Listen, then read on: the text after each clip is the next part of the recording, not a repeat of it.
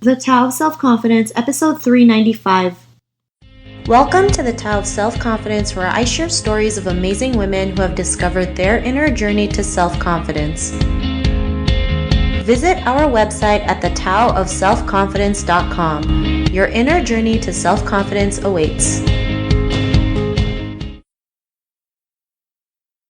Well, hello, friend. Welcome to the Tao of Self-Confidence, where I share stories of amazing women who have discovered their inner journey to self-confidence. I'm your host today, Sheena Yap-Chan, and today I have an amazing lady on the show today. She's an actress, a filmmaker, and a family physician, and I'm just really excited to have her on and share her story with us today. So without further ado, I'm going to introduce you to Yvette Lu. Yvette, how are you today? Maybe you can fill in a little bit more about yourself to our listeners.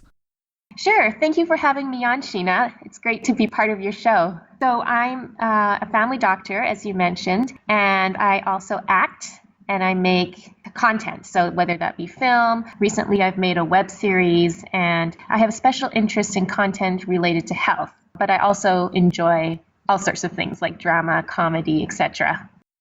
Awesome. Well, thanks for sharing that. And Yvette, what's your cultural background? I am Chinese Canadian.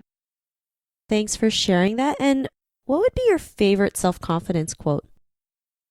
This was a tough one when I was thinking about self-confidence because I have a lot of self-confidence quotes that really inspire me. One of the ones that I've used for a long time is start someplace, go somewhere. And the reason why I like that one is because sometimes people don't start things because they're afraid they don't know where they're going. And the way I like to think is that if you just start somewhere and have a general idea of what direction you're going, you can always change your direction if you find out that when you get more information, it's actually a different place that you want to head to. I always use the example of like an airplane. Say you're flying from here to Hawaii. When an airplane is flying, the pilot is normally making like very minute adjustments, east, west, north, south, etc., depending on the wind direction and all sorts of weather factors and other factors. But the pilot always stays on course because she or he knows that the destination is Hawaii or wherever the destination is. But if the pilot is really not sure where the destination is, then this person can easily get off track and then the plane will end up completely in the wrong place or in a place where the pilot originally did not want to go. Thanks for sharing that quote. And I love that, right? Like what you mentioned, sometimes we're so afraid to start because we're so afraid of what could go wrong, not realizing if we just start and just keep going, like we'll get there eventually. And there's many different ways to get to that end result. As long as we just keep on going, we'll get there for sure. So thanks for sharing that. And in your own words, how would you define self-confidence? That's a tricky one as well because there are so many ways to define it. For me, I think I define it as courage because to have confidence in yourself and to take that confidence and to accomplish things, it often requires a lot of courage. Thanks for sharing that. I also believe courage is something that's really important in self-confidence, right? Because we all have fears. We're all scared of something. It's just overcoming that fear and just taking the action anyway, having the guts and the courage to do it really gives us that boost of confidence to keep going and keep on helping us take new, obstacles and challenges along the way. So thanks for sharing that. And Yvette, what was your life like before your discovery of self-confidence? Well, I think that it's difficult to find an exact moment where I had no self-confidence versus had self-confidence. It's sort of like an ongoing journey. I was really always very lucky because my parents were very loving and kind. So they always worked to instill self-confidence in me from a very young age. But of course, there are lots of things that happen in school and as you're growing up that can wear away at self-confidence. Some of the things I did when I was little, growing up, definitely helped with my confidence, like making sure that my parents would help me make sure that I prepared well so that I would be prepared for exams. I used to do a lot of piano recitals and things like that, and those definitely require a lot of courage, especially at a young age. But we do our best. My parents would help me do my best to be prepared for them. And that's one of the things that I've learned and that has been told to me in the past is that one of the ways to have confidence is to be well prepared.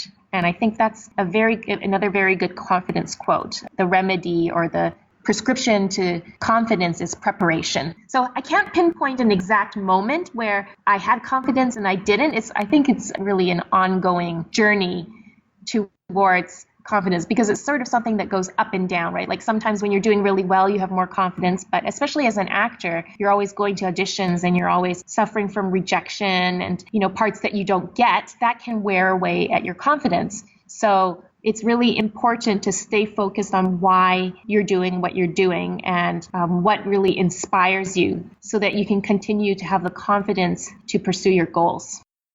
Thanks for sharing that. And, what was that point in your life when you realized like you can be, the person that you are today? Because I mean, I'm sure, when people ask you what you do and you're saying you're an actress, filmmaker, and a family physician, it's like, how do you do it? Like, where do you, what was that aha moment when you realized you wanted to do, these things in your life, like you got to choose what you wanted to be? What was like the aha moment when you had that boost of confidence?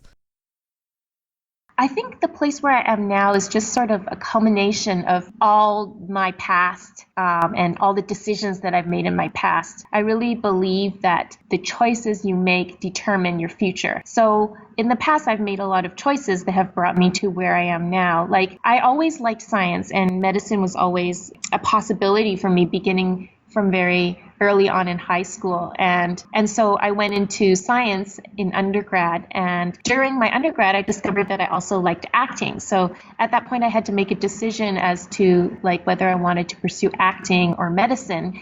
And at that time, I chose to pursue medicine, but I also chose to keep going in my acting during the time off that I had. So I was in med school and I did during my first summer after med school, I did a Shakespeare play. And then the second summer after my second year of med school, I went to New York and studied acting with an excellent program at Circle in the Square in New York City for 8 weeks.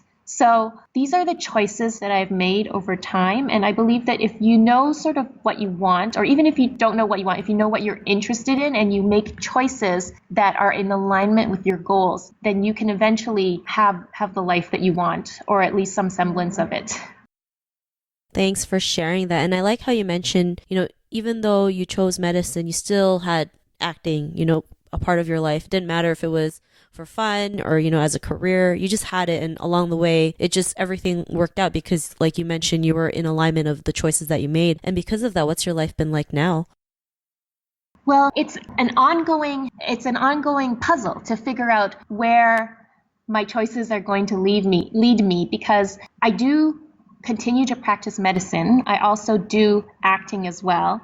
And sometimes you don't have too much control over how your career as an actor will go, whereas for medicine, as you know, in Canada, we always need more family doctors. So there's definitely a lot of job opportunities for me there. So basically, it's like a combination of being prepared for opportunities and putting myself facing in the direction that I want to go, so that when opportunities come along, I'll be prepared. For example, like for acting, I am continually in acting class so that when the right job comes along, then I can book it and I'll have the skills to be able to achieve it in an accomplished manner. And one of the ways in which my acting and medical careers has come together really nicely recently is that I've been doing a lot of work with breakfast television, which is like a television show that is in different cities across Canada. And I speak once or twice a month about medical topics on breakfast television. And that's an excellent way in which my skills as a doctor and my skills as an actor have come together, because being an actor, I'm quite comfortable on camera. And having had that opportunity and said yes to that opportunity, that's led to another opportunity even more recently, which is the opportunity to be in this production that we just released right now. It's called Who Cares? And it's a web series about caregivers. And what we do is, as a family physician, I interview caregivers and we sort of find out about what their challenges are. And then I go and find some experts and we interview the experts. And then we go back and explain the experts' solutions to the caregivers. And this is a documentary web series, and we've produced one episode, and we're actually seeking funding for the next 5 episodes right now. And actually, we're doing a competition. We're part of a competition with TELUS, and we're asking people to give us votes and shares so that we can be one of the teams that are funded for making more episodes. But that's a really wonderful way in which my acting and my medicine have come together. And I think it's been happening because I've sort of set my direction and I have said yes to opportunities, and I've continued to train so that when the opportunities come, that I have the skills.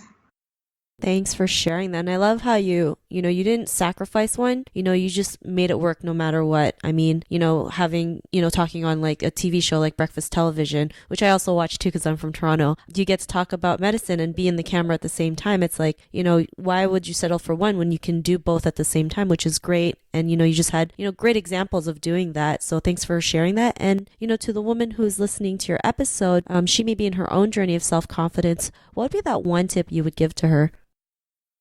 What she should do is really figure out what she wants. And if she doesn't know exactly what she wants, she should just sort of figure out some ideas about what she could possibly want. Because you don't have to know exactly what you want, as I said before, but you should sort of start heading in a direction. And as you go along, you can refine that direction to what is more in alignment with your values, because sometimes you don't actually know what you want. Like when I went into medical school, I thought to myself, oh, well, after medical school and residency, I'm going to for sure want to go into like a 3-year, 4-year conservatory acting program. But then when I came out after residency, that wasn't one of my goals anymore. And that's okay, because when you grow and change, your experiences change you, and sometimes your goals change. So that's why I always say that, I go back to that quote, start someplace, go somewhere. I think that one of the other things that